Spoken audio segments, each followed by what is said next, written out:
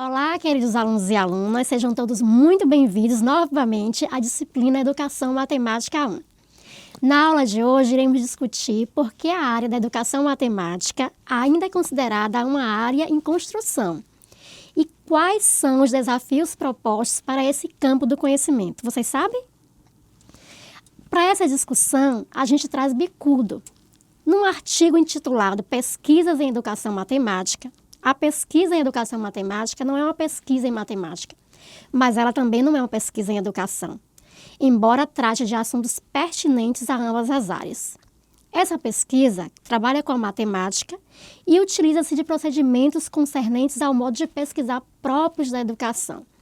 Então, assim, a região de inquérito da educação matemática está sendo construída, o que significa que ela não conta ainda com uma rede já desenvolvida e bem tecida de estudos elaborados, que afirmem com uma realidade bem configurada. Porém, a gente precisa afirmar que essa configuração já se encontra tanto quanto delineada. Então, eu sugiro a vocês que deem uma lida mais aprofundada nesse texto de bicudo, a fim de perceber as peculiaridades dessa nova área. Afinal, vocês irão ser futuros professores de matemática, né? Em nossa aula de apresentação da disciplina, eu expliquei para vocês que a estrutura do nosso curso está dividida em tópicos. Logo, a primeira temática abordada será a matemática e a sociedade, diálogo, relações, os problemas do ensino e as alternativas para educar. Hoje, nós vamos conversar sobre 3 conteúdos desse tópico. Primeiro será matemática e sociedade, educação matemática e ensino de matemática. Nessa unidade, nós também vamos discutir um pouco sobre a relação entre a matemática e sociedade, relatando sua importância nesse contexto que vivemos. Na verdade, quando discutimos nesse contexto, nós estamos pensando no campo da educação matemática, pesquisando neste campo. Então, seria interessante também discutir sobre do que se trata a educação matemática. O que é educação matemática? Qual o seu papel? Quais suas tendências? Sua importância em nossa sociedade? Quais mudanças aconteceram no ensino da matemática em função das modificações da nossa sociedade? Então, essas são indagações que estarão presentes na aula de hoje. Tem um texto de D'Ambrosio intitulado Sociedade, Cultura, Matemática e seu Ensino. D'Ambrosio, nesse texto, ele examina as bases socioculturais da matemática e de seu ensino. Ele nos mostra também como a sociedade está passando por várias transformações e o reflexo dessas transformações no processo de multiculturalismo desenvolvido em nossas escolas. Mas isso parece contraditório quando vemos que o mundo passa por um processo de mundialização.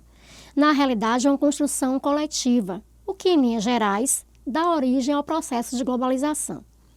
No entanto, nós sabemos que em uma sociedade globalizada existe uma tendência de se eliminar as diferenças.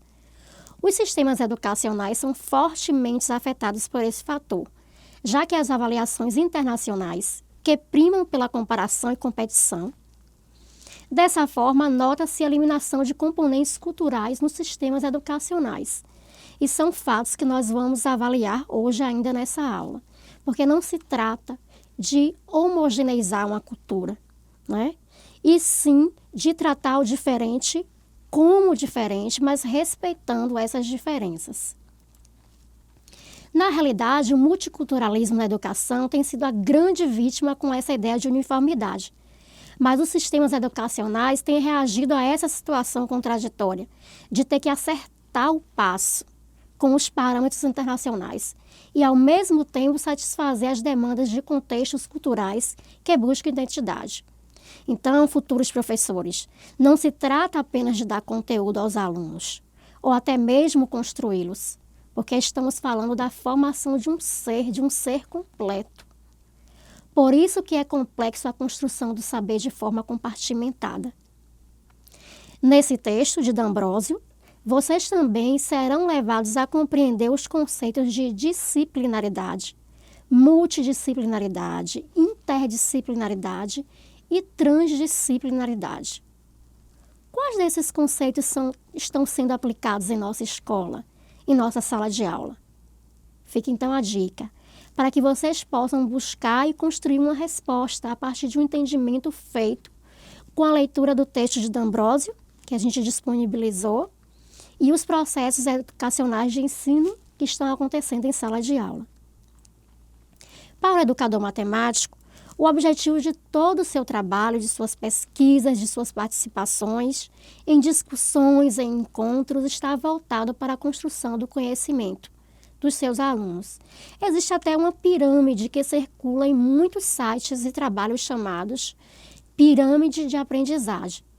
Ela é resultado da famosa pesquisa atribuída ao National Truant Laboratories, ao qual apresenta uma correlação entre técnicas de ensino e taxa média de retenção de conteúdos. Então, como é que essa pirâmide funciona, né?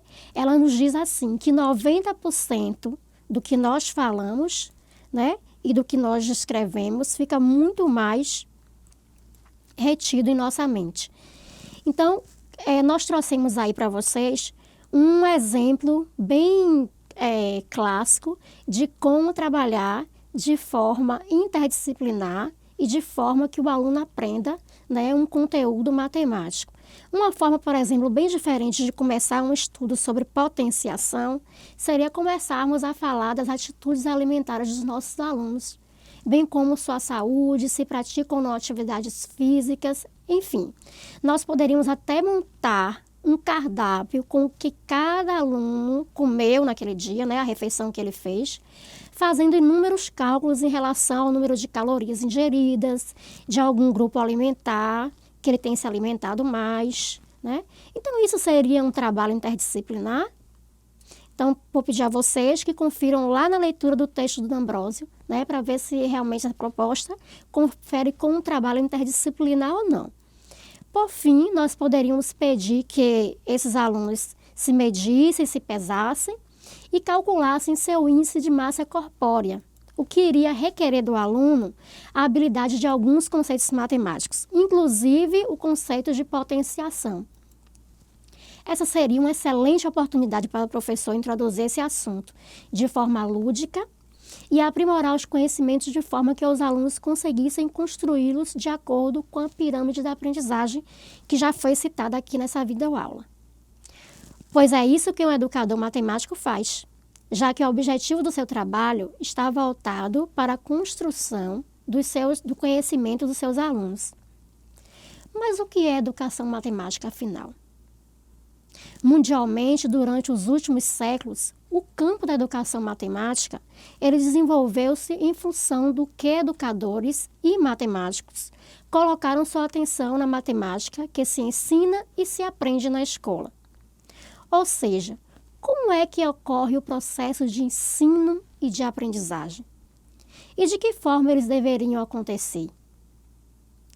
Para enfrentar as chamadas dificuldades de aprendizagem, surgem em todo o mundo propostas que estão sendo discutidas em uma nova área de conhecimento, denominada educação matemática. Embora alguns lugares a tratem por didática da matemática, ou até mesmo matemática educativa. Mas é importante que vocês saibam que se trata da mesma coisa. Aconselho a vocês, então, que leiam o texto Fincando Estacas, uma tentativa de demarcar a educação matemática como campo profissional e científico de Kilpatrick. Estudaremos também, nos parâmetros curriculares nacionais, a importância de atrelar a matemática à cidadania. E é isso aí, pessoal. Dedicação, esforço e autonomia são imprescindíveis para que tenhamos sucesso. Eu conto com vocês e um grande abraço a todos e a todas.